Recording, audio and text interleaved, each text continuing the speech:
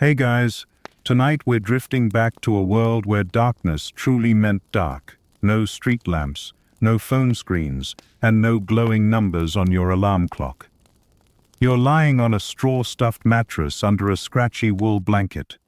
The wind howls outside, a fire crackles dimly, and somewhere beyond the wooden shutters, a pig snorts in its sleep.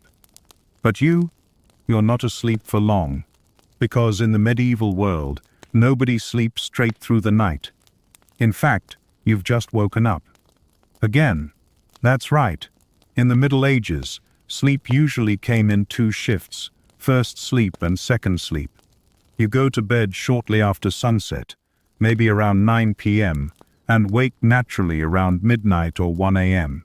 This isn't insomnia. This is normal. After a couple of hours awake, doing anything from praying to chopping onions, or even, visiting your neighbor for a cozy little chat, you go back to bed for your second round of sleep until dawn. That little awake time between sleeps? Historians call it a watch, and it was often when people felt most refreshed and thoughtful. Some even got their best ideas during the watch, although you might just be thinking about how cold your feet are. So, before you get comfortable, take a moment to like the video and subscribe, but only if you genuinely enjoy what I do here. And, hey, I'd love to know, where in the world are you listening from, and what time is it over there? Drop your location and local time in the comments so we can see how far this sleepy timeline stretches. Now, dim the lights, maybe turn on a fan for that soft background hum, and let's ease into tonight's journey together. You trudge back from the outhouse, stub your toe on a frozen turnip, and settle into bed again. But first sleep is over, and your body knows it. You light a candle, or if you're a bit fancier, you stoke the embers and use a bit of rushlight to see in the dark. The world is oddly quiet, save for the scurrying of rats in the roof that no one ever manages to get rid of. You think you hear your neighbor sneeze through the thin walls. Again, this gap between sleep cycles is one of the strangest differences between our modern world and the medieval rhythm of rest. And historians still argue whether this habit was purely cultural or had biological roots, whether humans are meant to sleep in two halves or just adapted to the environment. But you're wide awake now, and so is half the village. Some folks use the watch time to pray quietly. Others tend their hearths, prepare food for the morning, or mend clothing. And yes, some engage in more romantic activities. It's been noted in old manuscripts that many couples believed the watch was the best time for conceiving children. And maybe they were right. Who's to argue with 14th century fertility logic? The lower classes might even use this time to do a little labor. A cobbler might stitch by candlelight, or a wife might set bread to rise. Sleep, after all, wasn't always a luxury, especially when your rooster is your alarm clock and your day begins with hauling water from a frozen well. For the devout, this midnight period aligns perfectly with religious schedules. Monasteries rang bells for matins around this time. Monks would rise from their hard benches, sometimes not even bothering to lie down at all, and shuffle into the cold to chant in Latin. You don't exactly envy them, but the idea of an organized midnight moment isn't so strange when you realize most people were awake anyway. In a world without screens or electric light, human bodies followed the natural dark-light rhythm more closely. Sunset meant bedtime. Sunrise meant work. And that middle space, that flickering window of wakefulness, was a time for quiet thoughts, careful movements, and a lot of yawning. A particularly quirky detail? Some medieval people believed dreams from first sleep were more trustworthy, closer to truth or divine insight. Dreams from second sleep? Less reliable, maybe muddied by your digestion or sins you forgot to confess. So, if you have a vision about the Virgin Mary during your first sleep, maybe take it seriously. But if it happens during second sleep and includes, say, flying donkeys, probably just the dried beans talking. You curl your legs tighter under the blanket and stare at the smoky rafters. Outside, the wind moans again. It always does that in the watch, almost like it knows you're supposed to be up. In some texts, there are even references to people visiting neighbors during this time. Imagine that. You knock on someone's door at 1:30 a.m. and they're like, "Oh hey, come in, I've got some leftover cabbage soup." Try that in the modern world and see how quickly someone calls security. The decline of segmented sleep didn't happen all at once. As cities became more industrialized and artificial light more accessible, people began to consolidate their sleep into one block. By the 18th and 19th centuries, references to first sleep and second sleep mostly vanished from common writing. But some scholars still insist our natural rhythm includes that middle wakefulness buried under centuries of alarm clocks and caffeine. So tonight, if you wake at 2 a.m. for no reason at all, don't panic. You might just be living like a medieval peasant, and honestly, that's kind of romantic, in a drafty, damp, rat-filled sort of way. Still, you're getting sleepy again. The fire's just embers now. Your limbs are heavy, and soon, second sleep will take you, unless the bells ring again. You shift under the covers, and they itch. The blanket scratches your shins, the straw pokes your back, and your little sister just kicked you in her sleep again. Welcome to the world of communal beds, where privacy is a myth and personal space is more of a polite fantasy than a household standard. You're not alone in this bed, and you knew you wouldn't be. The whole family's here. That includes your parents, your siblings, the baby who keeps trying to gum your hair, and maybe even an uncle or a guest merchant staying for the night. If you're a tenant farmer, a townswoman, or just plain poor, which, statistically, you are, your bed is where everyone sleeps, all together, tightly packed. Because beds and warmth are precious and firewood doesn't grow on trees. Well, it does, but you're not rich enough to go chopping down trees for comfort. Now, this isn't as weird as it sounds. In medieval times, communal sleeping was the norm. Entire households, and sometimes even travelers or servants, bunked together. In fact, the idea of a person having their own bed was so foreign that it didn't show up in most common households until much later. Even in inns, strangers might sleep in the same bed. Yes, literal strangers. If you're lucky, they don't snore louder than the pigs outside. A fun little fact? In some regions, married couples slept head to toe with their children. Efficient, if a bit awkward. Especially if someone's got cold feet and no qualms about warming them on your back. Your nose itches. Someone's hair is in your face, probably your sister again, and the room smells like wool, sweat, and a hint of stewed onion. You think fondly of the lavender sachet you once heard a noblewoman mention, and then laugh softly to yourself. You've never smelled lavender in your life. One scholar once described the medieval home as a room with a bed in it. That's not metaphor. That's basically the blueprint. No walls to separate rooms, just space, people, and the occasional wooden partition if someone was feeling fancy. In winter, the livestock might even be indoors, a few chickens, maybe a goat. Because again, warmth. And yes, the goat does occasionally poop in the corner. The idea of bedtime also varied.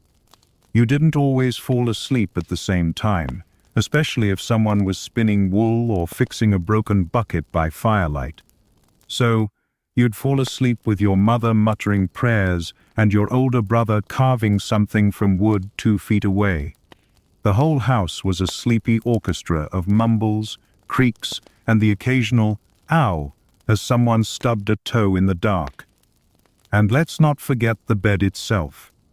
If you're poor, it's a pile of straw on a wooden frame, or even just the straw on the floor. Slightly wealthier folk might have a rope bed, a wooden frame strung with ropes like a tight net, overlaid with a thin mattress. And those ropes? They sag. Badly. Which is why you keep a little tool nearby to tighten them. That's right. That's where the phrase, sleep tight, comes from. Historians still debate whether this is 100% accurate, but let's just pretend it is, because it makes you sound smart at parties. Sometimes, when you roll over, you feel the ropes beneath the mattress pressing into your hip. Sometimes they snap. Then it's like sinking into a lumpy hammock with no exit strategy. But forget the bed. The gossip is the real story. In towns and inns, beds often doubled as confession booths. People talked. They whispered secrets under blankets. They argued about politics or scolded their children mid-yawn. One traveler famously complained that sharing a bed with a stranger meant hearing every detail of the man's failed love life before dawn. In fact, beds became small theaters of human drama. Everything from drunken confessions to sudden religious epiphanies might happen in that crowded nest of limbs and blankets. And you, trying to fall asleep, end up being an unwilling audience to all of it. Some bedfellows sang hymns. Others told ghost stories. A few made jokes, and occasionally someone tried to discuss crop yields at 2 a.m., which is arguably the most terrifying choice of all. One fringe tidbit from a 14th century diary suggests that some beds were divided by long pillows called bed bolsters, creating a soft divider between people. These were especially used when sharing a bed with non-family, like at inns or among apprentices. It's like the medieval version of a hotel pillow fort, adorable, slightly useless, and oddly comforting. Not everyone enjoyed this arrangement, of course. There are documented cases of people refusing to share a bed with certain individuals for fear of lice, body odor, or unsettling night mumbling. Some even requested bribes to allow travelers into their beds. "I'll share, but only if you bring wine and promise not to talk about your ex." One case from 100, even among nobles, bed sharing happened, though more out of ceremony and status than necessity. Kings and their closest advisors sometimes shared beds as a symbol of trust. Historians still argue whether this custom had political, platonic, or other undertones. But either way, you had to really trust someone not to roll over and elbow you in the nose mid-sleep. As for you, you're doing your best. You've kicked your brother twice, apologized once, and now you're finally drifting off again.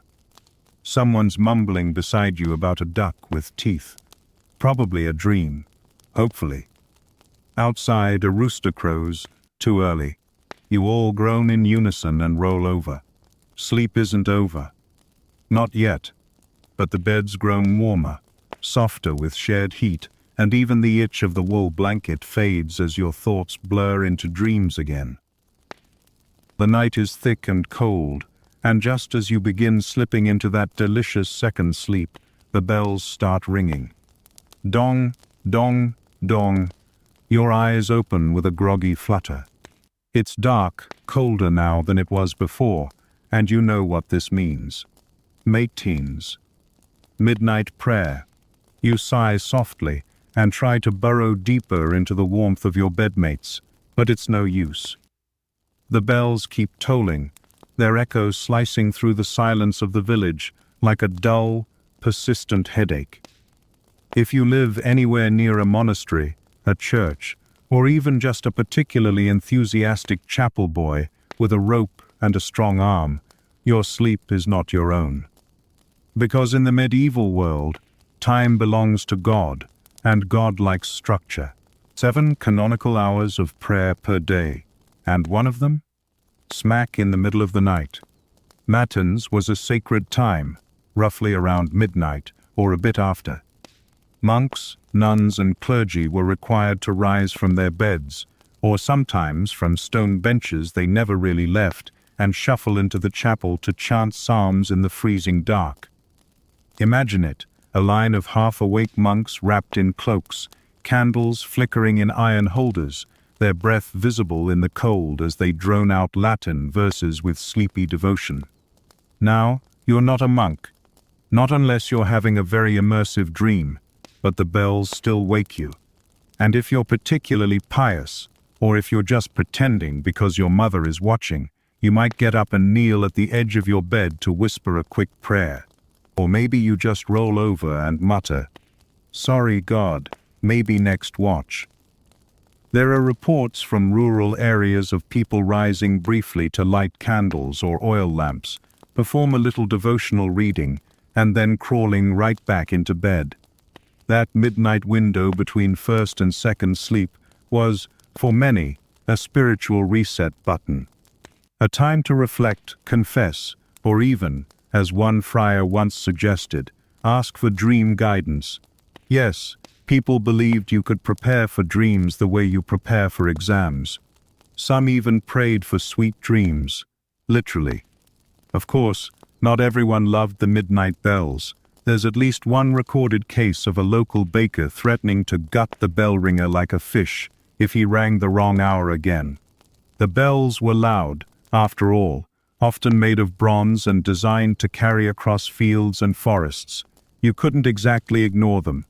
And while monks were the spiritual backbone of medieval sleep disruption, they weren't alone. Some wealthier towns even had civic bell systems for things like curfews, announcements, or, if you lived near a port, the arrival of ships. So if your neighbor's not waking you, the church will. And if the church isn't, then congratulations, you probably just went deaf from bell trauma. Now, historians still argue whether matins truly interrupted everyone's sleep, or just the particularly devout. There's ongoing debate about how rigorously these practices extended to lay people outside the monasteries. But the fact remains, bells rang, and people stirred. You can only ignore so much clanging before your dream about flying chickens turns into a startled jolt upright. Let's say you're lucky enough to be sleeping in a small village away from a major church tower. No bells. Peace and quiet, finally. But wait. Your neighbor, bless her, has decided this is the perfect time to knead tomorrow's bread. She's banging her mixing bowl against the table like it owes her money. And her son, singing softly to himself as he trims rushes for the floor mats. You didn't ask for an early morning concert, but here it is. You can see how this whole matines situation creates a ripple. Monks get up. Their bells wake the town. The baker starts kneading. The cobbler begins stitching. A shepherd lights a lantern to check on a lamb. Before you know it, half the village is experiencing mild, candlelit insomnia. Some households use this time for practical things. If you're a housewife, you might get a head start on breakfast. If you're a father, you might stoke the hearth or check for leaks in the roof. These were not tasks that could wait for dawn when your whole morning would be consumed with fieldwork, markets, or dodging the local tax collector. And speaking of warmth, this might be your one chance to shuffle closer to the fire before your siblings reclaim it. You tiptoe past snoring bodies, try not to trip on the cat who's sprawled out like he owns the place, and add a stick or two to the embers. You feel a little proud of your fire-tending skills until the stick lets out a loud crack and wakes the baby. Oops. Not all monks rose with complaints, though. Some genuinely believed that midnight prayer aligned them with the divine rhythm of heaven. There's something eerie and beautiful about chanting to a sleeping world, knowing you're part of a long, unbroken chain of worship stretching across centuries.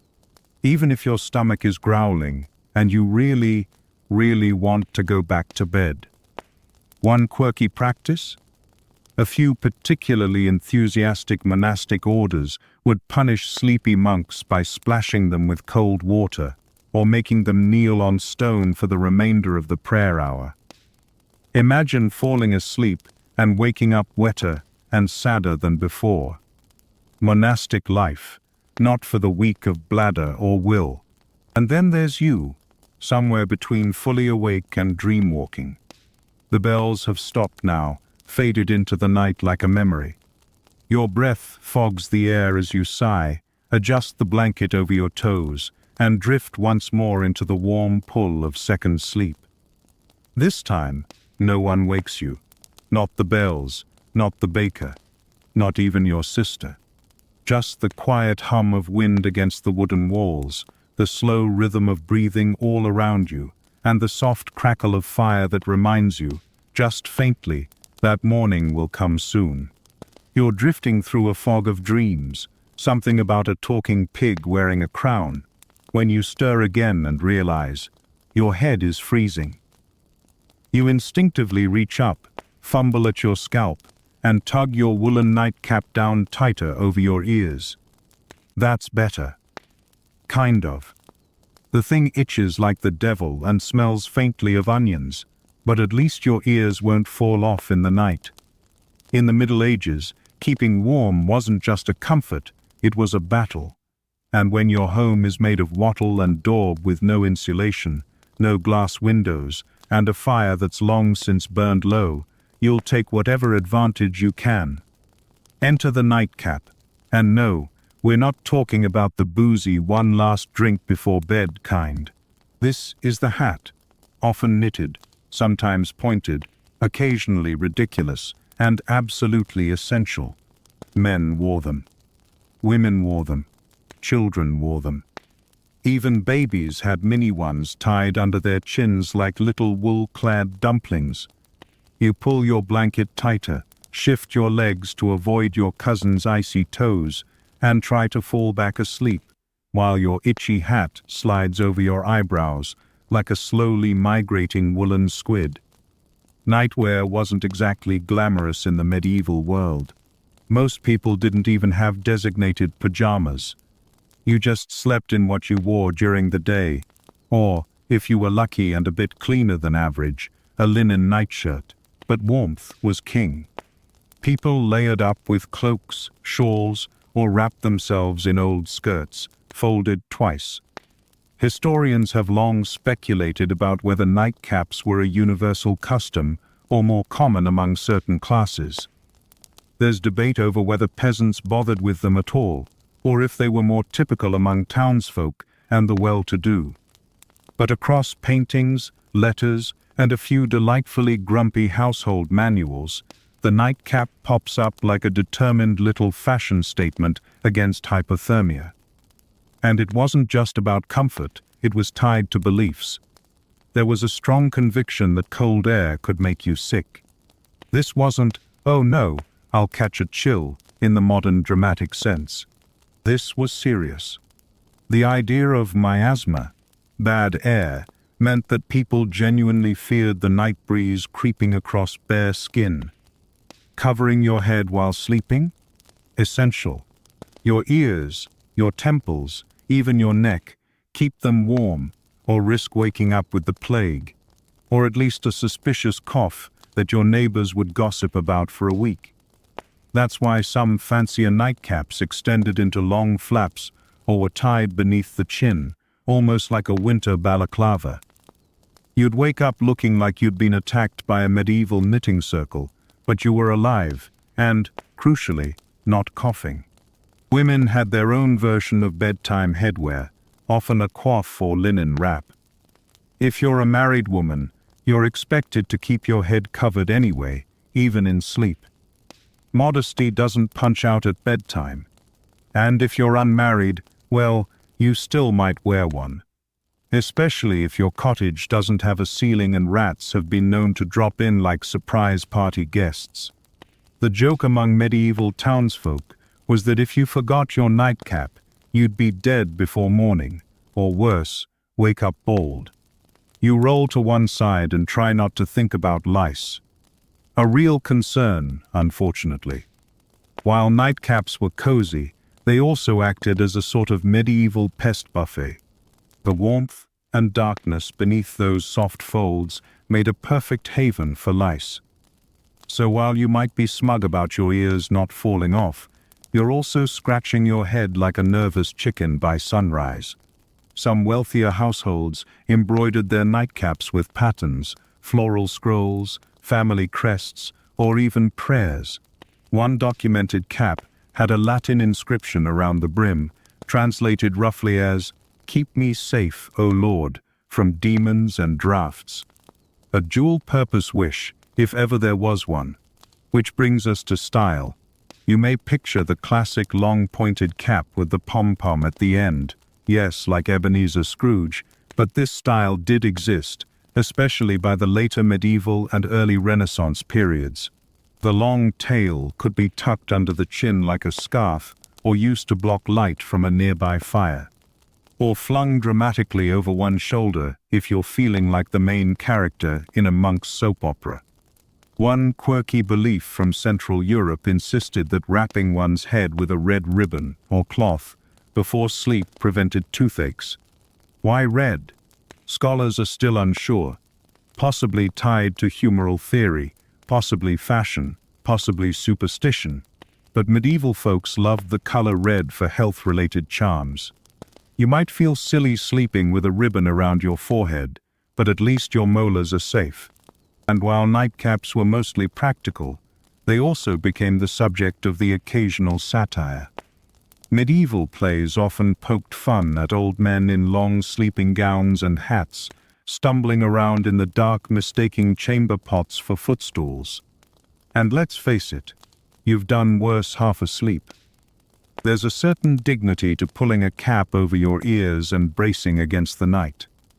A sense of, I've survived this far, and I intend to stay warm while I do it.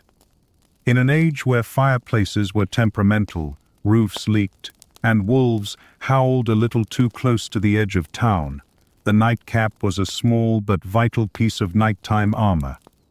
You reach up, tug the edge of yours down again, and sigh. The wind outside is starting to pick up, creaking through the wooden shutters, making the thatch rustle like whispers. Someone in the bed beside you snores softly, oblivious to the cold. The baby makes a bubbling sound. Somewhere in the walls, something scurries. But your head is warm. It's itchy, it's a little damp, and it smells faintly of goat, but it's warm. And tonight, that's all you really need. A drip echoes somewhere in the dark. You blink, groggy, realizing the sound isn't in your dream. Nope, it's real. You sit up slightly, and the movement sends a cold gust straight down your back. Great. Now you're awake. You fumble for the jug by the bedside. Not for a drink. No, for something else entirely. It's time for the midnight pilgrimage to the chamber pot. You groan.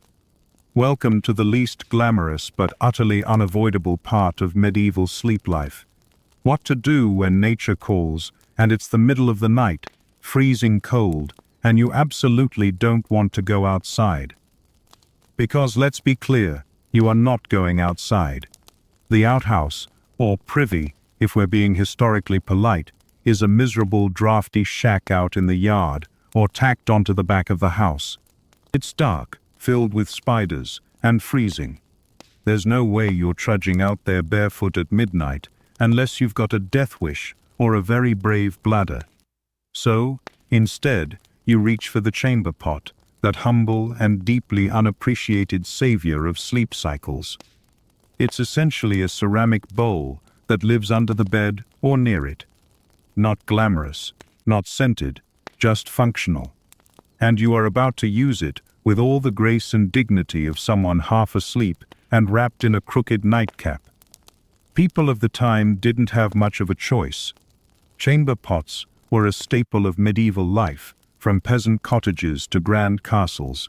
You squat, aim, and hope for the best, trying not to wake the rest of the bed. And as you do, your cousin grumbles and throws a blanket over his head. Too late. He's already caught a whiff of reality. For noble families, chamber pots were often made of pewter or brass, fancier metals that could be polished until they shone. But they still held the same contents. A king's pot doesn't smell any sweeter than a carpenter's. One fringe, but hilarious tidbit. In some noble households, servants called grooms of the stool were in charge of emptying their lord's chamber pot every morning. And yes, it was a real title. In royal courts, it was even considered prestigious. The person who dealt with your daily deposits was often your closest personal attendant, and sometimes even your political confidant. Because nothing builds trust like, well, that. Back to you. Now comes the delicate part. Disposing of the evidence. You could keep it under the bed till morning, which is what most people do. Or if you're particularly grossed out, or your pot's unusually full, you can tiptoe to the door, open it just enough, and toss the contents into the street. Because yes, in most medieval towns, waste went right out the window. Literally. In fact, some households had designated chamber pot windows for this very purpose. A quick yell of "Gardez-le," a sort of warning that translates loosely to "look out below," was all the courtesy you offered before sending your personal waterfall down onto the cobblestones. Historians still argue whether "Gardez-le" originated in France or Scotland, but either way, people quickly learned to hug the walls and walk very close to the edges of buildings. Umbrellas hadn't been invented yet, and no one wanted a surprise at the corner bakery. If you're staying at an inn tonight, and let's imagine you are, the situation is worse.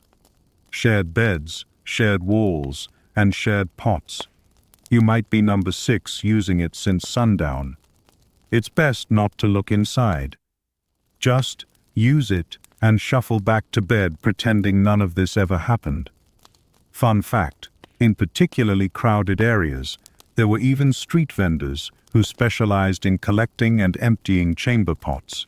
These so-called night soil men worked early in the morning, hauling full pots and buckets to dumping grounds outside town walls. Smelly work, but steady. In castles or monasteries, you might find a more sophisticated version, the garderobe. That's a small room or closet with a seat built over a chute, often emptying into a moat or cesspit. It sounds like luxury, until you realize the draft from that chute in winter makes sitting there feel like you're doing your business inside a wind tunnel. Also, moats weren't just for defense, they were also for drainage. That romantic castle by the river. Don't swim near the west wall, and if you think you'll just hold it until morning, think again. Bladders don't care about medieval dignity. You will wake up, you will need to go, and you will contemplate whether you can just not move. But eventually, the need wins, and here you are, hugging a ceramic bowl, whispering apologies to your bunkmates. Some people tried to avoid nighttime bathroom runs by not drinking after sundown. Others, especially in monasteries, viewed bodily needs as shameful and tried to suppress them altogether. One monk famously fasted from both food and water to avoid needing the chamber pot more than once a day. He also reportedly fainted during morning prayers, so mixed results. You finish, shuffle the pot back under the bed like a guilty secret, and try not to think about how many times your foot brushed it earlier. You curl up again, grateful for the warmth of the bed, and pull the blanket over your head. From the next room, or maybe it's the neighbors, you hear another pot scrape against the floor. Misery loves company. At least you're not alone in this humble nighttime ritual. Your bedmates stir. Someone grunts. The baby lets out a tiny, mysterious giggle. And then, slowly, the room settles again into deep breathing, the occasional sniffle, and the soft, eternal creak of wood. Outside, the wind sighs against the shutters.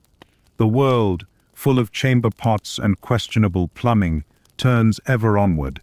And you're slipping back toward dreams, just as long as nobody kicks the pot. This time, You don't wake up because of bells or bladders or cold toes. You wake up because of the dream. Not just any dream, the kind that sticks to you like honey. Strange, vivid, and a little too real. You blink in the dark, heart thumping gently, and try to make sense of it. Something about a wolf, a golden spoon, and your dead aunt baking bread on the roof. In the medieval world, dreams weren't just dreams. They were messages, warnings, divine whispers, or, occasionally, signs that you'd eaten something you really shouldn't have. You sit there in the dim light filtering through the shutters, trying to figure out whether your brain just invented a story, or if something else crawled into your thoughts. Because in these times, dreams weren't dismissed, they were examined, scrutinized, written down, interpreted. Priests gave sermons on them. Physicians included them in diagnoses. And dream manuals, yes, actual guides to decoding dreams, were as common in educated households as salt or candles. According to one popular medieval theory, dreams could come from three places: the divine, the demonic, or the digestive. Holy dreams were believed to be sent by God or angels, filled with symbols and guidance. Demonic ones?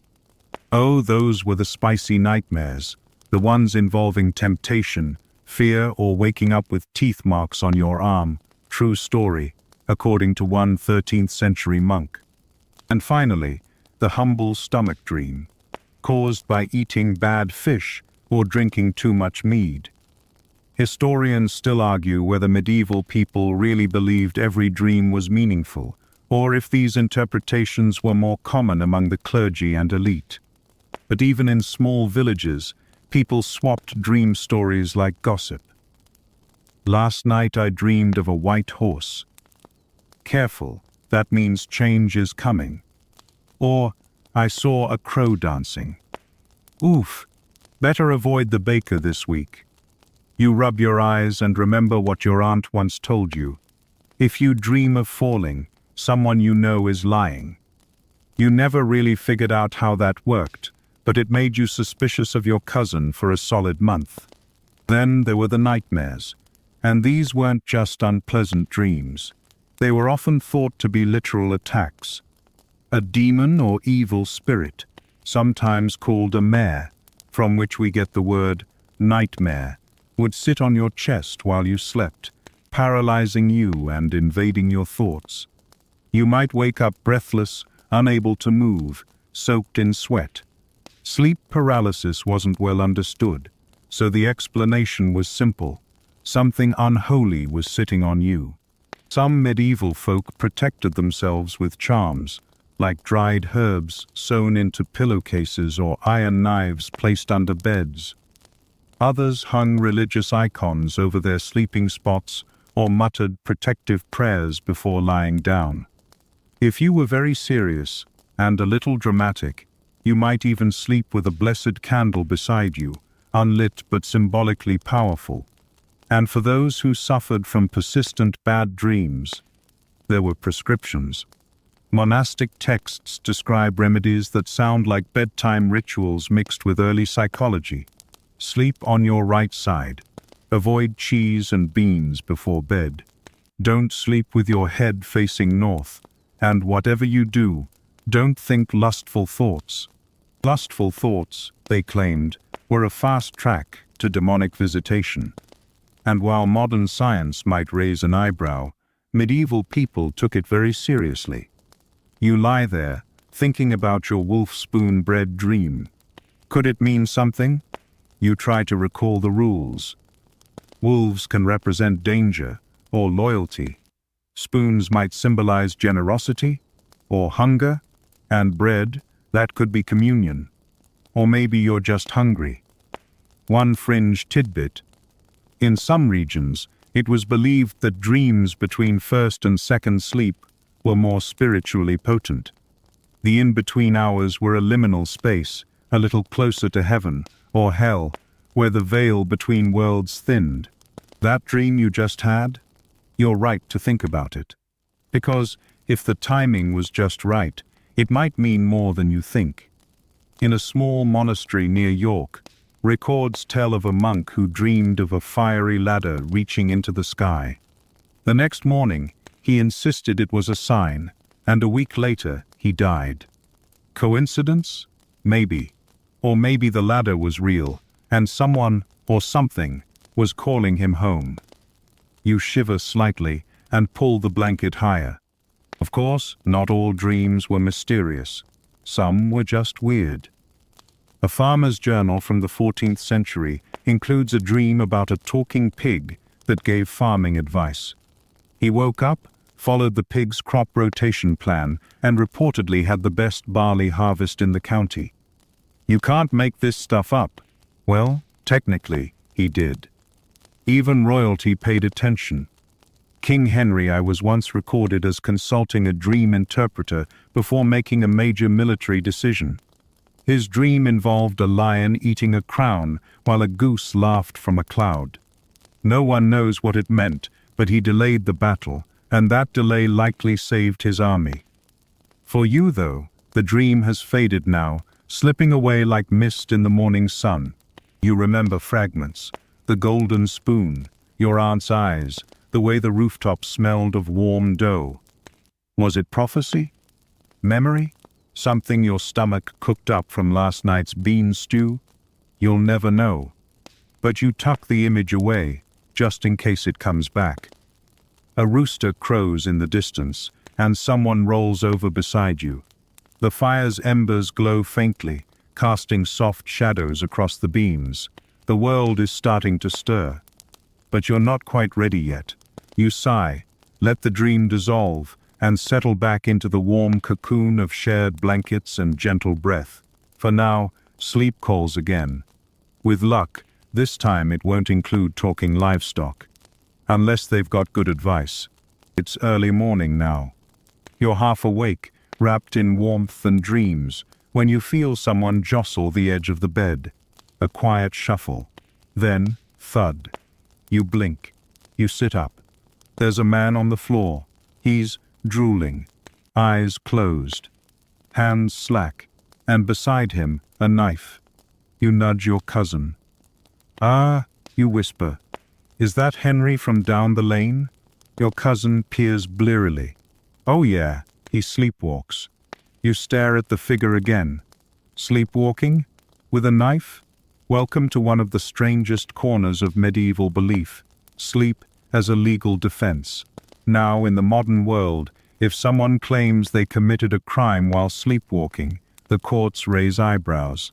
But in the medieval period, it happened. And sometimes it worked. You lie back down, slowly, carefully watching Henry snore on the floor, and your mind starts to wander. Because now you're wondering, how much did people really understand about what happened during sleep? The short answer: not much. Sleep was a mystery, a divine pause, a spiritual journey, a vulnerable state where the soul might wander and come back with bruises. People believed that while your body rested, your spirit was active. It might travel. It might talk to angels or devils. And in some rare, unsettling cases, it might pick up a knife. A documented case from 13th century France involved a man who rose from bed in the middle of the night, walked into a neighbor's house, and attacked a man who owed him money. His defense: he remembered none of it. His family testified that he had a long history of sleepwalking, including one memorable incident where he tried to milk a wooden bench. And in a surprising twist, he was acquitted. Historians still argue whether the court genuinely believed he was unconscious or if there were other political or social motivations. But the story spread fast, and suddenly, "I was asleep" became more than an excuse for missing curfew. It was a potential alibi. Of course, this didn't apply to everyone. A peasant found wandering the streets naked and mumbling about dragons would be more likely to get beaten than believed. But if you were educated, respected, or had a household full of sympathetic witnesses, the possibility existed.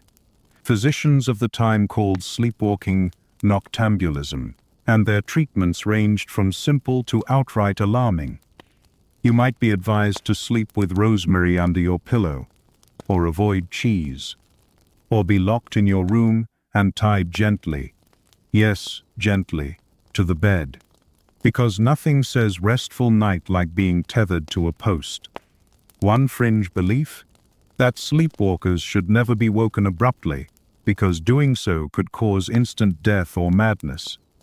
Instead, family members were taught to gently steer the sleepwalker back to bed, speaking softly, never shouting. If your brother stood on the roof wearing nothing but his shirt, calmly reciting the Lord's Prayer backwards, you'd just guide him down the ladder, offer a warm cup of cider, and not mention it the next morning. You glance back at Henry. He's snoring now. The knife is still in his hand. This might be a good time to check the rest of the house. Sleep crimes weren't limited to stabbing, of course. There are records, some real, some possibly exaggerated, of people cooking, cleaning, even traveling while asleep.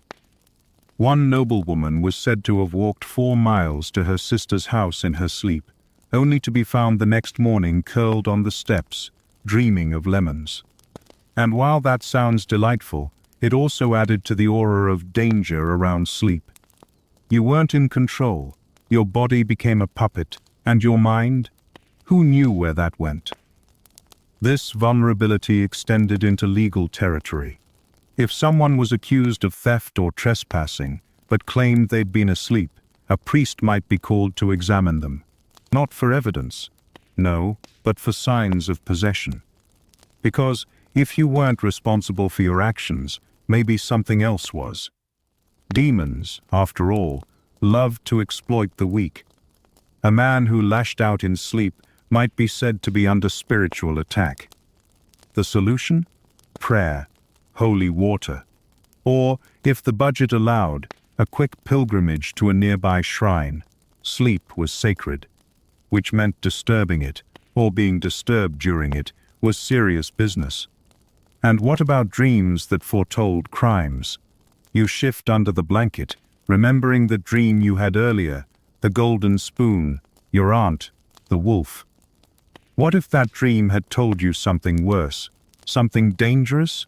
In some households, if someone dreamed of committing a sin, they'd confess it in the morning, as if it had really happened. Yes, dream confessions were a thing. Better to be safe than sorry. After all, the devil worked through illusions, and what seemed like a harmless vision might be the first step toward moral collapse. There's even a recorded case of a friar who turned himself in after dreaming of stealing apples. He hadn't actually done it, but he felt so guilty he spent 3 days fasting in penance. Later, a merchant revealed his cart had been robbed that same night. Coincidence? Divine guilt? Or perhaps just a little too much fermented cider before bed? Still, you try to sleep. Henry's still out cold. You kick the knife away with your foot, gently, and your cousin mutters something about "not again" before rolling over. The fire's down to embers now, and dawn is creeping in through the cracks in the shutters. Just enough light to see the outline of the room, tangled limbs in the shared bed, the smudge of soot on the hearth wall, and poor sleepwalking Henry curled up on the floor like an abandoned puppet. You sigh. Maybe you'll start locking the door at night. But for now, you let your eyes close again, grateful that you're the type of sleeper who stays in bed, instead of trying to settle scores while unconscious. A rooster crows again. This time, it means business. The light through the shutter is brighter now, grey and pearly, soft around the edges, and your bedmates are stirring. Someone yawns, loudly. Someone else sits up and scratches their scalp. And over it all comes the rhythmic clang of a church bell being rung with enthusiasm that only someone fully awake could muster. You groan. It's wake-up time in medieval land, but guess what? There's no alarm clock, no buzzing, No phone vibrating under your pillow, no snooze button. Just the unpredictable chorus of animals, bells, clanging pans, and an early rising neighbor who doesn't understand volume control. You stretch, bones creaking, and try to blink the sleep from your eyes. If you're lucky, your sleep was undisturbed. If you're unlucky, you've already been up 3 times for prayer, a chamber pot run, and one incident involving Henry the sleepwalker and a half-eaten carrot. But now you have to face the day, and that starts with getting up on time, which is, historically speaking, a bit of an adventure. In the medieval world, telling time was mostly about looking at the sky. But when that wasn't practical, say, in the dead of winter or inside a dark monastery, people got creative. Enter the world of medieval timekeeping, a realm of wax, roosters, water, and a surprising amount of guesswork. First, the candle clock. You've seen one. A long candle with evenly spaced marks carved along the side. Light it before bed, and when the flame reaches a certain mark, ding ding, time's up. A clever method, assuming no drafts, no sudden sputters, and a perfectly uniform candle. Spoiler alert, medieval candles weren't exactly the most reliable instruments. And if your little brother sneaks a pinch of wax to chew on during the night, congratulations, your timekeeping's ruined. Next up, the water clock, a bowl with a small hole, dripping into another container, calibrated to measure hours as it fills. Pretty clever. Unfortunately, they were rare, fragile, and completely useless if your toddler decides to use one as a chamber pot. Which, let's be honest, he probably did last week. For the holy and highly organized, the most accurate human alarm system was the bell ringer. Monks and friars lived by scheduled prayers, and someone had the glorious duty of watching the sky, or a sundial, and ringing the bells at exactly the right time. If they overslept, the entire monastery's spiritual routine might collapse into sleepy chaos. It didn't help that sundials don't work before sunrise, in clouds, or, well, at night. Meanwhile, in your little village, you rely on roosters. Loud, temperamental, and inexplicably early, these feathered alarm clocks crow before dawn with the kind of smugness only poultry can manage. And unlike real clocks, they don't have a snooze function, unless you count throwing a shoe at them. One fringe tidbit: some wealthier urban homes actually employed people to wake them up. Literally. The medieval version of a knocker-upper, yes, that's a real term, was someone paid to walk around at dawn and knock on doors, tap windows with sticks, or ring bells near bedroom shutters. No phone required. Just a long pole and some excellent aim. You sit up and yawn. Your back aches slightly. The bed, if you can call it that, creaks as you shift, and someone nearby coughs themselves awake. It's a symphony of groans, snorts, and the shuffle of tired feet against rough wooden floors. You're not alone in your sluggishness. People didn't always wake up refreshed in medieval times. In fact, being perpetually tired was so normal that entire sermons were devoted to urging people out of bed faster. One monk wrote a 12-page scolding about the sin of slothful rising. That's right, sleeping in wasn't just lazy, it was sinful. Which brings us to a curious point. Not everyone even knew what 7 o'clock was. Mechanical clocks, big, clanging things with gears the size of wagon wheels, were rare, expensive, and installed mainly in cathedrals or city towers. If your town had one, you were lucky. If not, you just woke when the sky told you to. Or when someone dropped a pot. Still, people got by. You learned to tell time by the light, the way shadows fell, the way birds moved. By smell even, when you knew it was morning because the neighbor's bread started baking. Or the swineherd passed by with his shouting and mud-caked boots. Historians still debate whether medieval folks had a consistent concept of time at all. Some argue that people didn't think in hours and minutes but in tasks, when the dew dries, before the goats return, or after matins but before the market bell. Time was fluid, relative, less about numbers, more about rhythm. You stretch again and rub your eyes. If you're a laborer, you'll be in the field soon. If you're a housewife, there's dough to knead and clothes to mend. If you're a monk, more bells are coming. And if you're a child, you'll try to sneak 5 more minutes before someone drags you out of bed and reminds you that geese don't herd themselves.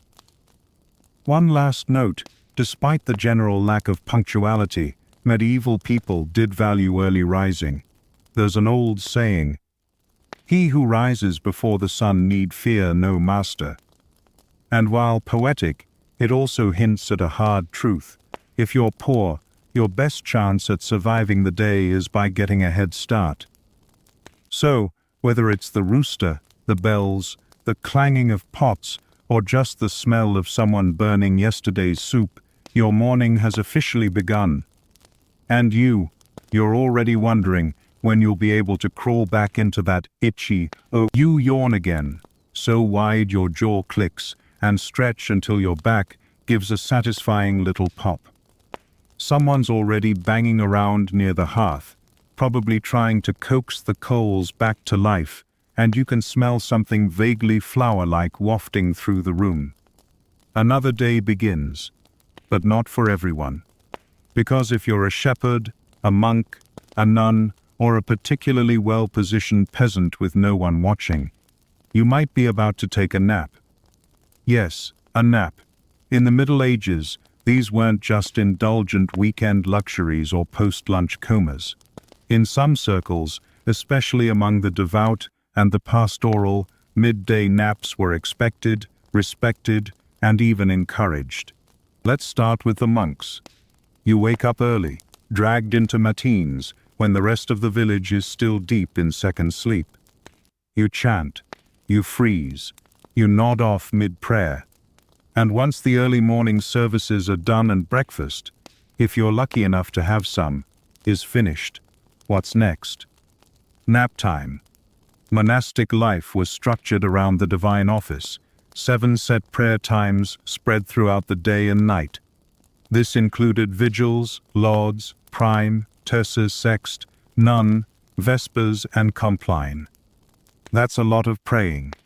And between all that chanting, scripture copying, field tending, and bread baking, monks had to steal sleep where they could. So sometime in the late morning or early afternoon, between terce and sext, let's say, you'd often find monks reclining in their narrow wooden stalls or simple cots, catching a few precious minutes of rest. The practice even had and they weren't alone. Out in the fields, if you're a shepherd or swineherd, your animals are dozing in the sun, the air is warm, and you've already walked 5 miles before breakfast. So you curl up under a tree or beside a haystack, pull your cloak over your face, and nap like it's the most natural thing in the world. Because it is. Historians point out that without artificial lighting, people often split their energy over 2 major peaks, one in the early morning and one later in the afternoon. The lull between them. It's nap o'clock. This midday dip in energy was universal. And without emails, meetings, or motivational podcasts, no one felt the need to push through it. Even shopkeepers, especially in southern regions, might close their stalls around midday. Not just for lunch, but for a little lie-down. In warmer areas, like Italy or southern France, this evolved into something very much like the siesta, a tradition still alive today. One fringe detail that makes you chuckle: in some areas, the midday nap was so institutionalized that neighbors were expected to remain quiet during that hour. A particularly irate baker from a 14th century record once accused a rival of deliberately clanging his bread pans to disrupt his sacred nap, and claimed damages in court. Sadly, the outcome of that lawsuit has been lost to time. But back to you. You've finished your morning tasks, fed the chickens, spilled half the barley, argued briefly with your brother about who burned the porridge, and now you're tired. It's warm near the fire. The light slants through the window in just the right way, and nobody's looking. So you sit down, just for a second. Then lie down. Maybe just 5 minutes, and suddenly it's half an hour later, and someone's throwing a damp cloth at your face because you were supposed to be fetching water. Oops, napping had rules though, at least for the devout. In some monasteries, naps were allowed but not in beds. You had to rest sitting up or on a bench, not lying fully flat, so you wouldn't fall into deep sin by deep sleep. Too much comfort, after all, was a gateway to temptation. There are written scoldings from abbots who found their monks sprawled luxuriously on straw piles, snoozing like satisfied cats. Discipline, they reminded them, even in dreams. Lay people, however, didn't have those constraints. If you were exhausted from hours in the field or at the loom, a nap was a survival tactic. No shame, no sin. Just common sense. Children especially were encouraged to nap. After all, they were either working or getting in the way, and if you could tuck them into a pile of rags for an hour of silence, why wouldn't you? Even some schools gave students a brief rest period, though school here might just be one overworked priest shouting Latin at distracted 8-year-olds, while goats wandered through the open doorway. Napping, in some cases, even saved lives. In one village record, a collapsed peasant was mistaken for dead, only to wake with a start just before being wrapped for burial. Turns out he'd simply worked himself to the point of a blackout nap. That'll teach them to poke first, wrap later. Still, not everyone appreciated the practice. Some moralists warned that midday sleep was a sign of laziness or indulgence. One 15th century English sermon referred to napping as an invitation to the devil to do his afternoon work. Honestly, if the devil works afternoons, it explains a lot about Mondays. But overall, naps were treated with the kind of no-nonsense acceptance that modern life rarely allows. You're tired? Sleep. Just don't forget to wake up in time to carry the water, finish the spinning, or chase the goat out of the laundry again. You, however, are planning your next nap already. Maybe after dinner, or maybe just after you finish this next chore, or the one after that. You stretch once more, eyeing a quiet spot near the hearth, and think, just 5 minutes. You're lying in a bed you didn't build, under blankets you didn't wash, in a house you didn't own, and still you can't sleep. Not because it's too loud, not because you're cold, but because you are, quite possibly, too rich. Tonight, we're climbing into the world of medieval nobility, where wealth could buy feather beds, embroidered nightgowns, even a personal night servant to poke the fire for you at intervals, but still couldn't guarantee a decent night's sleep. The room is cavernous. Stone walls, high-beamed ceilings, a draft so steady it ought to pay rent. You're lying in a 4-poster canopy bed, complete with thick curtains to trap warmth, but even with all this grandeur, you're staring at the ceiling wide awake, wondering how your own mattress manages to feel both too soft and lumpier than a sack of old turnips. Medieval elites had a complex relationship with sleep. Unlike peasants, who were generally too exhausted to fret about insomnia, the wealthy had time to dwell on their ailments, and bad sleep became a kind of fashionable curse. One 14th century countess wrote in her diary that she had not slept more than 2 hours for 6 nights straight and blamed it on the alignment of the planets. Others blamed bile, or too much reading before bed, or cheese. It's always cheese. Some nobles even tracked their sleep, journaling about when they fell asleep, how often they woke, and what dreams they had. One French nobleman went so far as to construct a rotating sleep chamber that shifted with the wind, always keeping his head pointing east for spiritual harmony. Historians still argue whether it worked or just gave him motion sickness. You roll over. The mattress beneath you is stuffed with feathers and herbs, sweet-smelling things like lavender, thyme, and dried rose petals. It's a nice idea in theory, but you suspect the petals are tickling your back. You shift again. Somewhere outside, a wolf howls. The wealthy had access to materials most commoners could only dream of. Linen sheets, not scratchy wool, pillows, plural, and nightshirts sewn with fine thread. But even with all the luxury, they didn't necessarily sleep better. One theory suggests that wealthier people actually suffered more from poor sleep precisely because they weren't physically exhausted.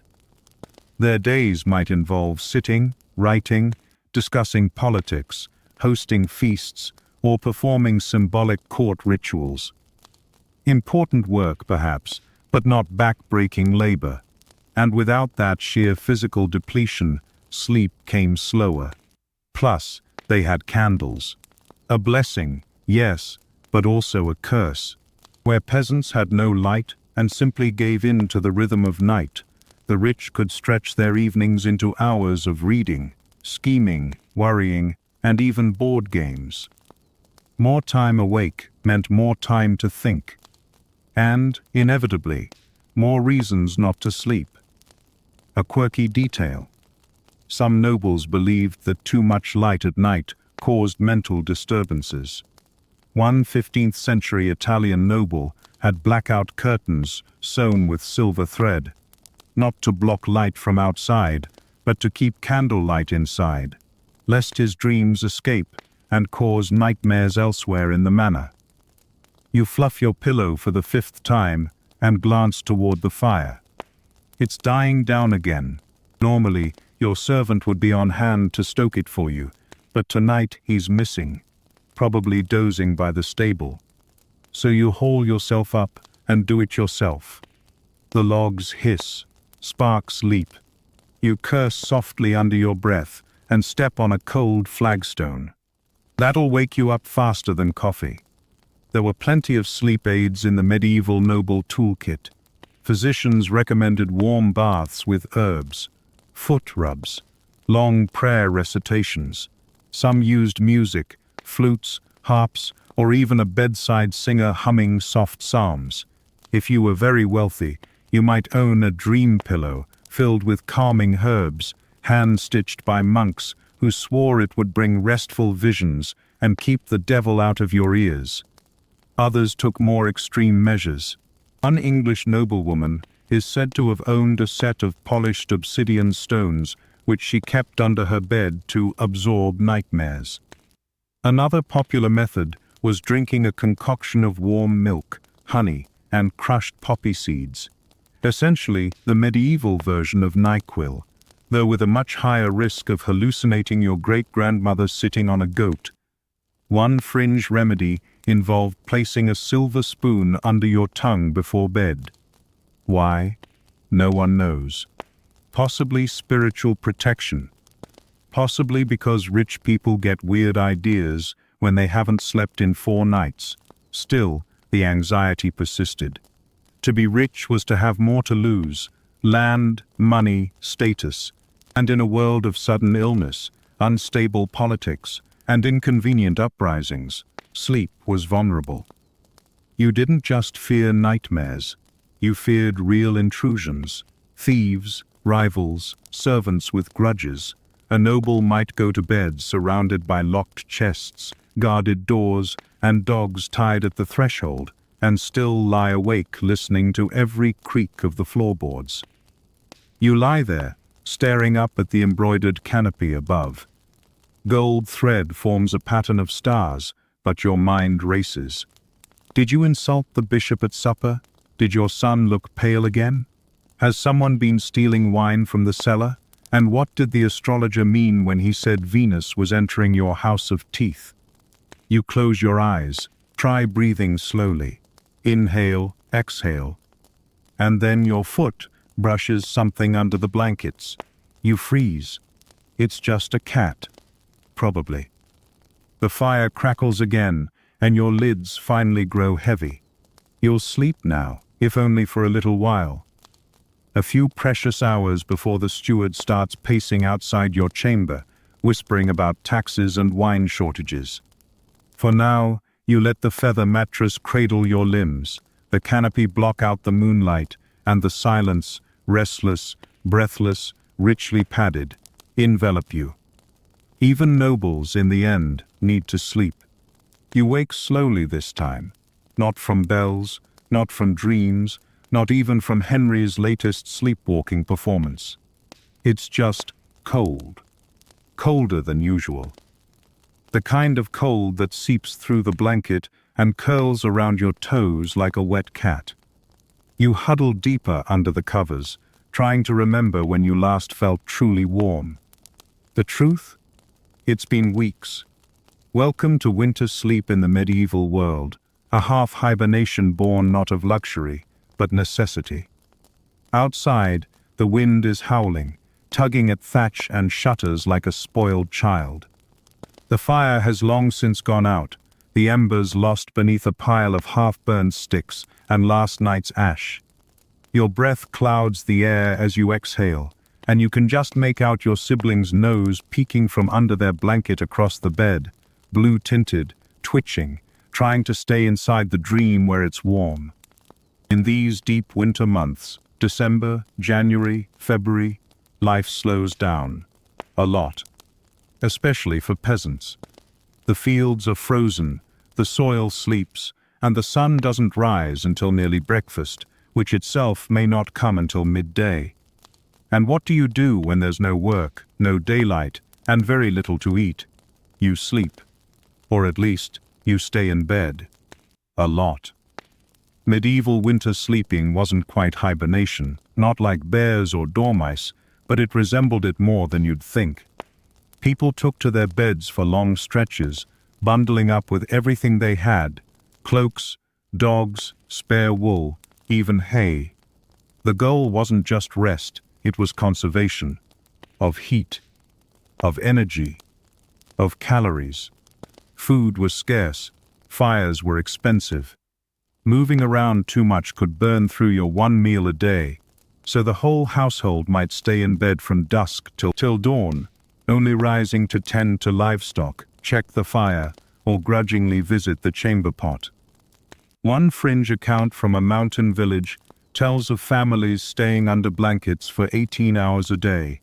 They'd talk, sing, sew, tell stories, and, yes, doze on and off for most of the day. Children would be swaddled up and handed from one blanket bundle to another, like sleepy bread loaves. Dogs curled at feet. Cats stretched across shoulders like smug scarves. Human and animal alike, tangled together in one long, slow pause. Historians still argue whether this winter slowdown was universal or more common in certain regions. Some suggest it was only necessary in harsher climates. Others believe it was widespread, especially among lower classes who had little else to do in winter but wait. But even in towns, life slowed to a crawl. Fewer markets, shorter sermons, less travel. If you lived in a small cottage with a smoky hearth and no glass windows, it just made sense to stay under the covers as long as possible, and then a little longer. You pull the blanket tighter and try not to think about the well outside, frozen solid, and how far you'll have to walk today to get water. If you're lucky, your father will do it. If not, you'll be hacking at ice with a stick and whispering curses through chattering teeth. A particularly grim aspect of winter sleep? The fear of not waking up, not metaphorically, literally. Hypothermia, illness, starvation. They were constant winter companions. The body slows in cold. Breathing gets shallow. And if you've gone to bed hungry enough, you may not have the strength to rise again. So, people would check on each other throughout the night. A gentle prod. A name spoken into the dark, just to be sure. Some families had informal wake checks, where each person nudged the one beside them every few hours, like passing a torch of life. You've likely been nudged too, without realizing. Your mother checking your pulse, your sibling poking your shoulder with a cold toe. If no one answered then, and only then, would they panic. Despite the gloom, there was an odd comfort to this communal slow sleep. You shared warmth, stories, and sometimes, if your family was creative enough, games. One manuscript from rural England describes a winter pastime where someone would whisper a story and each bedmate had to add a sentence, passing it along like a chain. Most of them ended in absurdity, like a chicken marrying a monk or a pot of soup declaring war on a goat. Laughter kept the spirits warm when the hearth couldn't. The nobility didn't escape this cold, either. Castles were draughty, stone structures with tall ceilings and no insulation. Even the wealthy often slept in full bedclothes, nightshirts, caps, socks, and sometimes boots. They used bed warmers, metal pans filled with hot coals, passed between the sheets before sleeping. These often caused more fires than warmth. But hey, risk management. One nobleman wrote of having 7 dogs sleep in his bed to keep him warm. 7. It worked, but his servants complained that the dogs stole all the blankets, and one of them bit the chamberlain. Still, whether peasant or prince, the goal in winter was the same: sleep through the worst of it. One fringe remedy involved stuffing the mattress with dried nettles, thought to stir the blood and keep the sleeper alert enough to wake. It probably just made you itch yourself awake every 10 minutes, but in a way, that's a win. As you lie there now, awake but not moving, you listen. No bells, no roosters.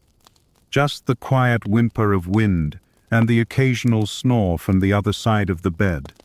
Your joints ache from stillness. But you're not ready to get up. Not yet. Because here, in this pocket of winter, under threadbare covers and surrounded by the slow heartbeat of a sleeping home, you've learned the medieval secret to surviving the cold: sleep as much as you can. Wake only when you must, and stay wrapped in stories until spring. The road is muddy, your feet are sore, and your traveling companion has been humming the same off-key hymn for the last 7 miles. You're a pilgrim, maybe headed to Canterbury or Compostela, or perhaps just to the nearest saint's shrine that offers a miracle for bad knees and toothaches. You've walked all day, stomach rumbling, cloak soaked from the last unexpected rain, and now you need a bed. Well, something bed-like. Because when you're a traveler in the medieval world, sleep is a gamble. Inns do exist, yes. But don't get too excited. They're not exactly glamorous. Imagine a room above a noisy tavern, the floor sticky with spilled ale, your bed a mattress made from bags of straw, and your bunkmate a man who definitely has fleas and might have opinions about the devil living in his shoes. You push open the creaky door of a roadside inn and are hit by a wall of smells: old stew, sweat, horse dung, and what might be ale or might be someone's attempt at soap. A man snores loudly in a corner bench. 2 dogs are fighting over a chicken bone under a table, and the innkeeper looks you up and down with the tired eyes of someone who hasn't slept since Pentecost. Bed's upstairs. If you're sharing, he says, already walking away. You are. Of course you are. Because in medieval inns, beds were shared by default, even strangers. Especially strangers. You didn't book a private room. You got a spot. A slot. A lump in the hay where you could throw your cloak and hope the person next to you doesn't snore, cough blood, or talk to ghosts in their sleep. It was called bundling in some places, putting multiple travelers into a bed and hoping for the best. There was usually a pillow divider, a modesty board, or in some luxury establishments, a curtain you could pull halfway. But if you were unlucky, you'd wake up with someone else's foot in your mouth and an elbow to the kidney. Still, it beat sleeping outside. Barely. Inns were noisy, smoky, and expensive. If you didn't have coin, you were out of luck. That's when you might turn to the church, or more often, a monastery, for shelter. Monks were obligated to offer lodging to pilgrims, and you might get a corner in a dormitory or a hay pile in the stable. Warmth wasn't guaranteed. Blankets? If they liked you. Quiet? Not a chance. Monks wake early, chant louder than you'd think, and the bells, always the bells. If you're particularly pious or desperate, you might stay with other pilgrims at a hospice, not a hospital, though they were often attached. More like a spiritual hostel. Conditions were hit or miss, depending on the town and how recently they'd had a bedbug outbreak. Spoiler, probably very recently. Speaking of bedbugs, let's talk about them. You scratch your ankle, then your wrist, then your shoulder. The bites weren't there before you checked in. You lift the edge of your blanket and see something scurry. You consider burning the entire building down. Bedbugs were a constant, itchy companion. No matter how rich or poor you were, if you traveled, you were going to meet them. And their friends, fleas, lice, and the occasional rat who thought your pillow was just the right height for nesting. Historians still debate whether inns were deliberately undercleaned or simply overwhelmed. Given that most places had one bucket of water for washing and 6 drunk travelers snoring in the corners, you can probably guess. Some travelers brought their own bedding, rolled up mats, or stuffed sacks they'd spread on the floor. These self-contained bed kits were the medieval version of a sleeping bag, and they offered at least some protection from bugs, damp, and overly friendly neighbors. And it wasn't just the inns. Roadside sleep, in barns, under trees beside ruins, was also common. A cloak under your head, a fire at your feet, and one eye open in case of thieves or wolves. Not cozy, but at least you weren't sharing a straw mattress with a man who told you he once married a ghost. Still, inns had their charm. Sort of. There was music, sometimes. A man with a lute or a woman with a voice like cracked honey would sing old ballads as the fire popped and ale sloshed. You'd hear tales of other towns, far-off shrines, and the best way to cure foot rot. You'd share bread, laugh, grumble about the road. For a moment, even if the mattress stank and the pillow was stuffed with old barley husks, it felt like home. And pilgrims? Pilgrims talked. You'd hear stories in whispered tones, miracles, sins confessed, bones of saints that glowed in moonlight.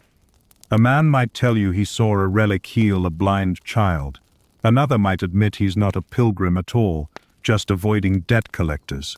And the girl in the corner with the heavy boots. She says she's walking to Rome for forgiveness, but you saw her pick a man's purse when he wasn't looking. It's all part of the journey. Tonight, though, your journey has brought you here, to this bed, this shared, scratchy, half-warm, half-damp rectangle of temporary rest. You roll over. The man beside you mutters something in his sleep about apples. Someone downstairs laughs too loud. The inn's beams creak as the wind picks up. And you close your eyes, because tomorrow the road continues, and tonight even itchy sleep is better than none. You wake up scratching. It starts with your ankle, then your elbow, then your scalp. You sit up and immediately regret it. The room stinks. Not just one smell, but a bouquet of unpleasantness. Damp straw, wet wool, sweat, old onions, someone's feet, and something unidentifiable that might once have been cheese. Welcome to a typical medieval night, where sleep doesn't come wrapped in silence and lavender. It comes loud, smelly, and occasionally punctuated by shouting. If you think getting a full night's rest in the Middle Ages was hard because of sleep cycles or itchy blankets, think again. The medieval night was noisy, and not the good kind. Let's start with the rats. They're in the walls. Always. You can hear them now, scratching, skittering, squealing in the thatch above. You hope they stay up there, but deep down, you know they won't. One of them has been bold lately. Last week, it nibbled the toe of your cousin's stocking while he was still wearing it. He claims it was trying to communicate. You think it just wanted salt. And it's not just the rats. You've got dogs barking, roosters crowing at absolutely inappropriate hours, neighbors arguing, and someone, probably Henry, practicing his lute again, badly, at midnight. One fringe account from a 14th century diary describes a woman being kept awake by a neighbor's goat, repeatedly escaping into her yard at night and bleating directly under her window. She tried to chase it off. The goat bit her. She chased it again with a broom. It returned 2 nights later with a friend. You pull your blanket up and press your face into your pillow. Mistake. It smells faintly of mold and strongly of cabbage. Probably from when someone used it to cover the stew last week. Waste not, want not. Then there's the weather. You'd think the wind would lull you to sleep, but this wind, it screams. It pushes at the shutters like it's trying to get inside. Occasionally, it wins. The window creaks, something thuds on the roof, and a cold draft snakes over your legs. You're now fully awake. And if you thought rain was peaceful, well, not when your ceiling leaks. You hear the first drip. Then another. You fumble for the bowl under the bed, only to find it already half full from last night's storm. You position it under the leak. Pray. One well-documented problem in medieval towns was poor building maintenance. Thatched roofs leaked.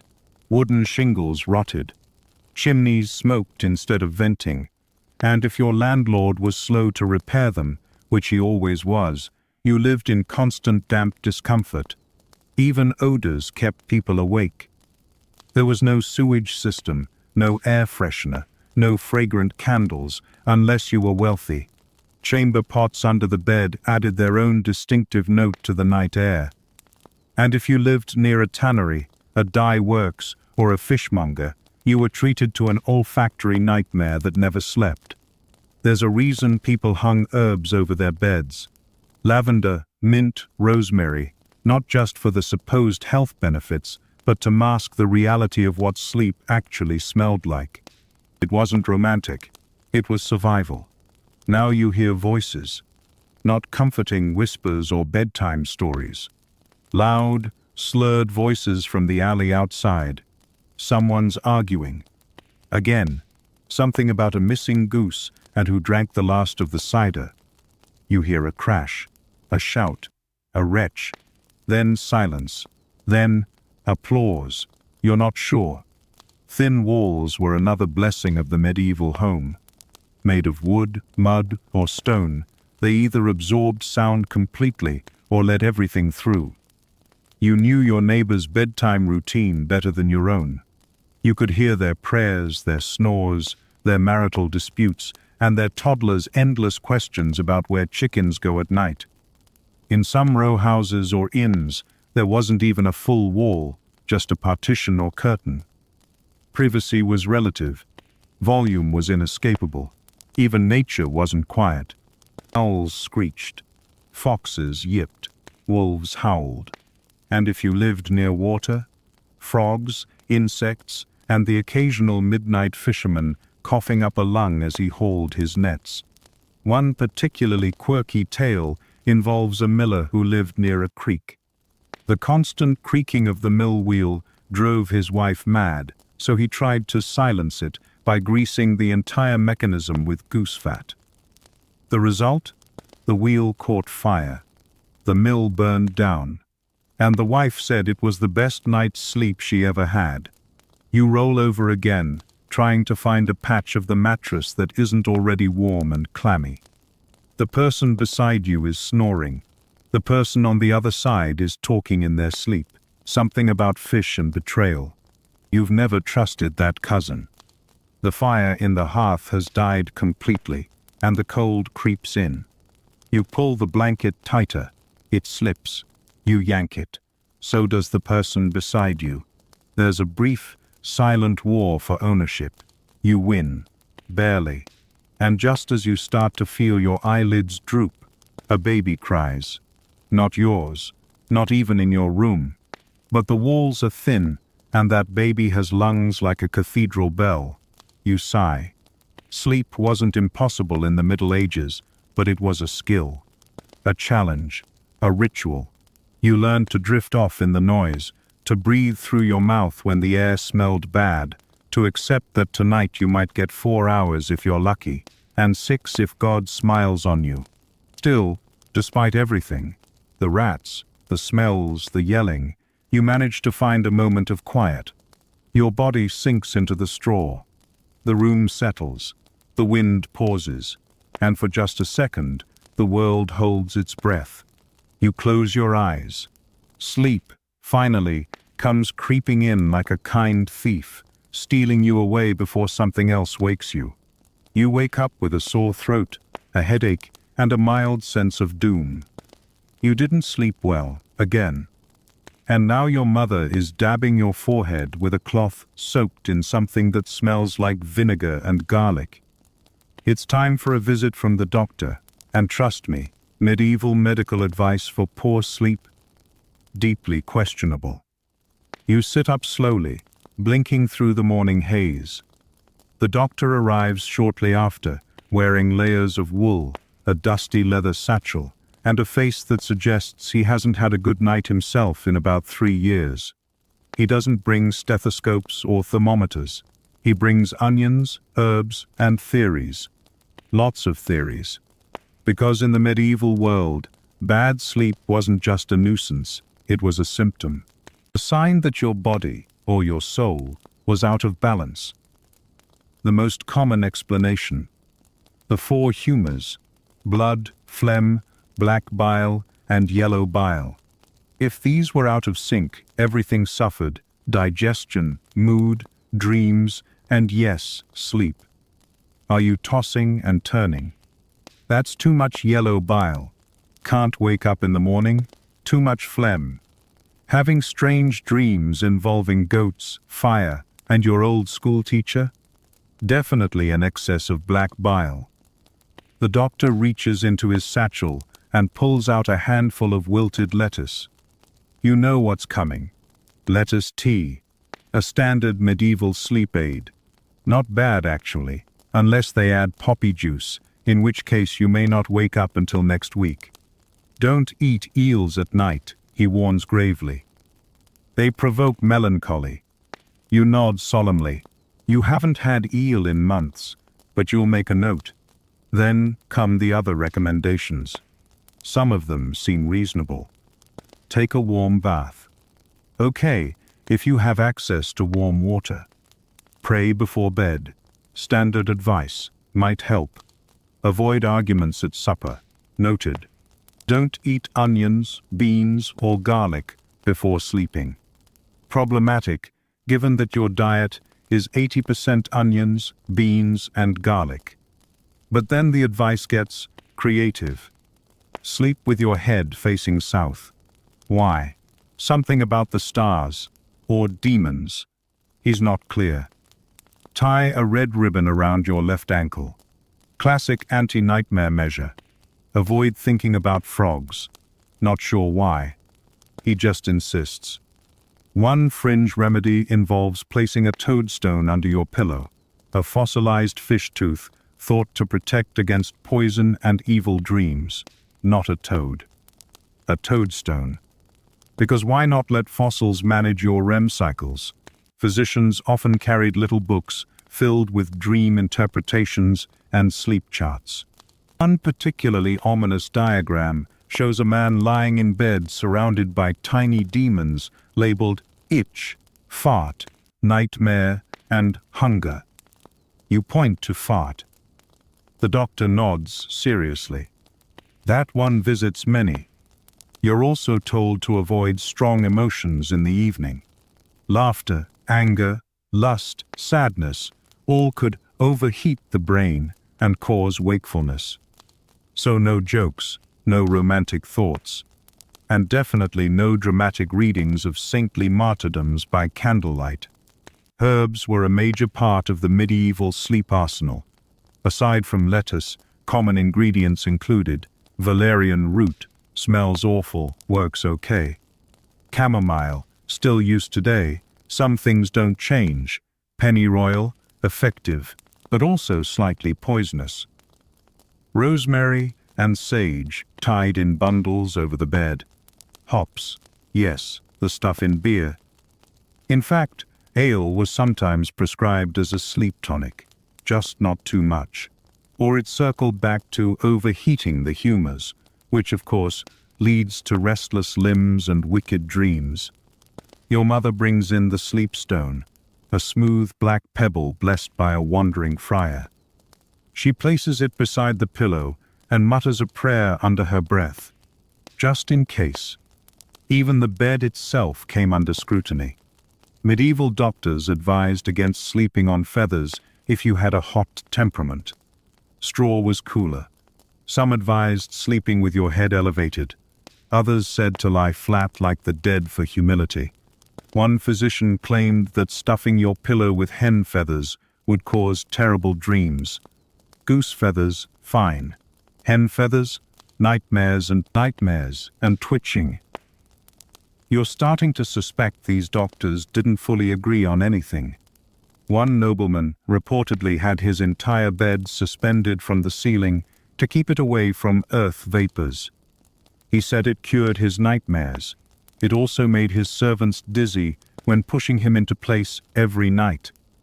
A particularly odd cure for sleeplessness included pressing a boiled cabbage leaf to the soles of your feet. Draws out the restlessness, your physician says. Also good for footworms. You nod, deciding not to ask follow-up questions. Among clergy and scholars, spiritual explanations were equally common. Insomnia could be caused by an unconfessed sin or by failing to say your prayers with enough sincerity. Some manuals advised confessing everything, even things you weren't sure you did, just to get a better night's sleep. It's not guilt, they'd say, it's divine unrest. Of course, it's hard to relax when everyone keeps reminding you that too much sleep is also a problem. Too little? You're sick. Too much? You're slothful, possibly under demonic influence. One priest wrote that anyone who slept past sunrise 3 days in a row without illness was turning their back on God's daylight. Tough crowd. Still, after the lecture, the lettuce, the foot cabbage, and the prayer, you crawl back into bed. The room is dark, the wind has finally settled, and someone has put a hot brick near your feet. You exhale.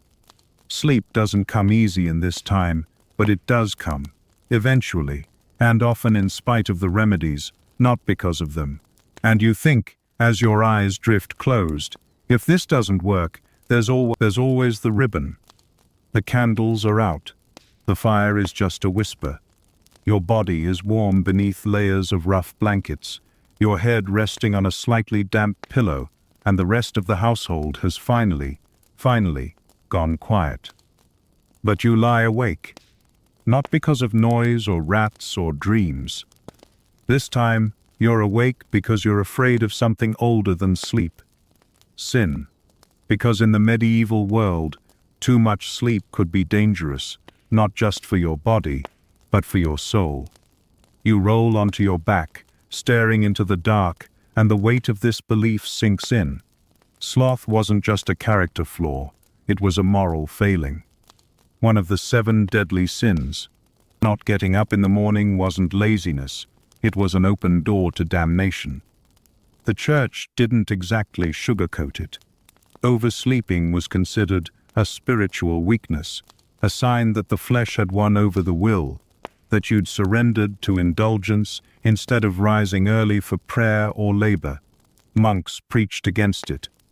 Priests warned parishioners that the devil worked hardest on those who lay in bed past sunrise, and for those who napped too often.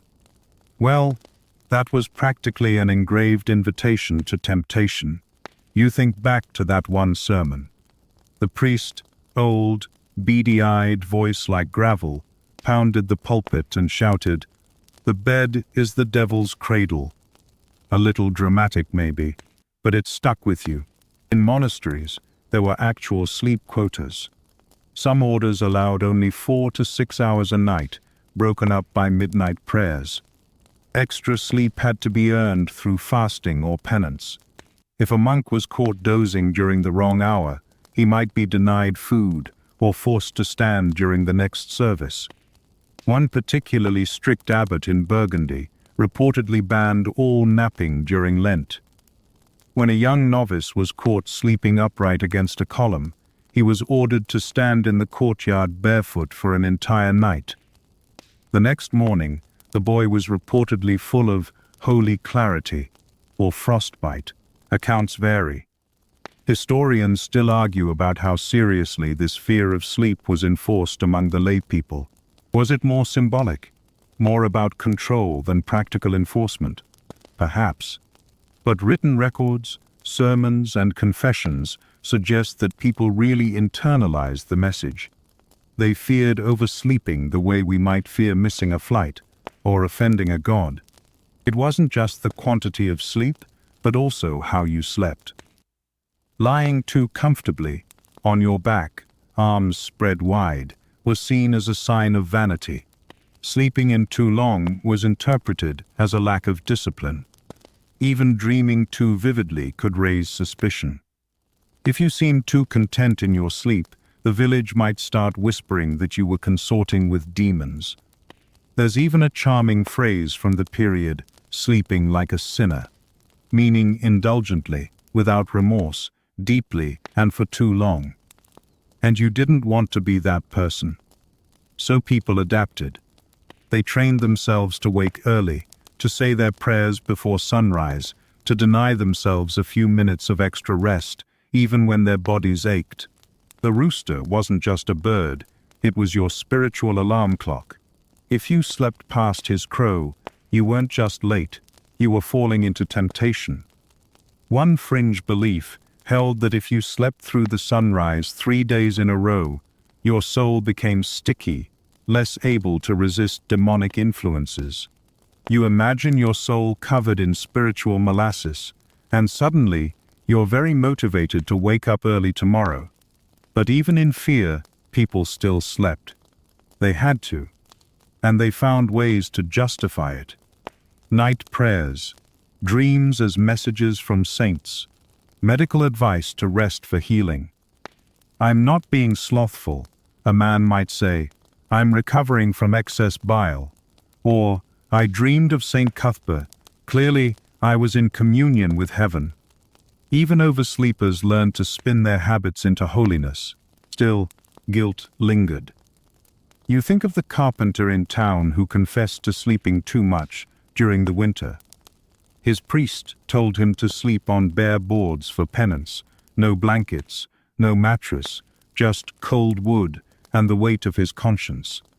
Or the woman who claimed to have dreamed of an angel, only to be accused of vanity for thinking herself worthy of such visions. She was told to fast for 3 days and say 50 Hail Marys at sunrise. All for a dream. The message was clear: sleep with caution, sleep with humility. Sleep knowing that too much of it might undo your soul. But despite everything, the warnings, the rules, the guilt, sleep always came. Because bodies tire, because brains ache, because after a day of cold, hunger, fear, or even joy, people longed for the stillness behind their eyes. And so do you. You curl up tighter, pulling the blanket over your shoulders. The fire has gone cold, but your body is warm. The wind presses against the shutters like a whisper, and the others around you breathe slow and deep. There's no devil here, just tired limbs and quiet dreams. And if sin comes in sleep, so be it. You'll face it tomorrow. Now, as you lie there, still and warm beneath the patchwork weight of the past, let your breath slow. The flickering moments of this strange old world begin to soften, like candlelight fading into shadow.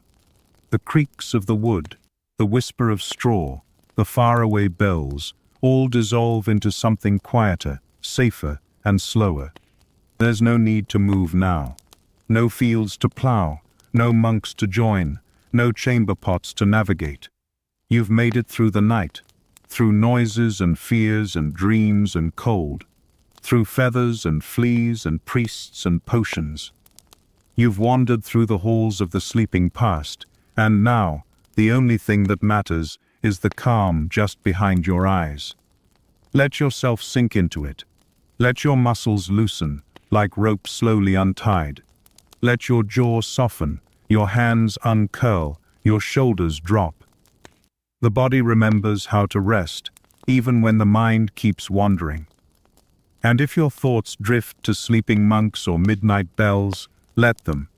They belong to another time, another world, a place where the stars were the only clock, and the only rule was rest when you can. You don't need answers. You don't need to stay alert. You don't need to feel guilty. Just breathe. Let the warmth carry you. Let the quiet hold you. Let yourself drift. Because sleep, even in the strangest century, even in the coldest room, even in the noisiest inn, is always waiting for you. Softly, gently. Now, good night.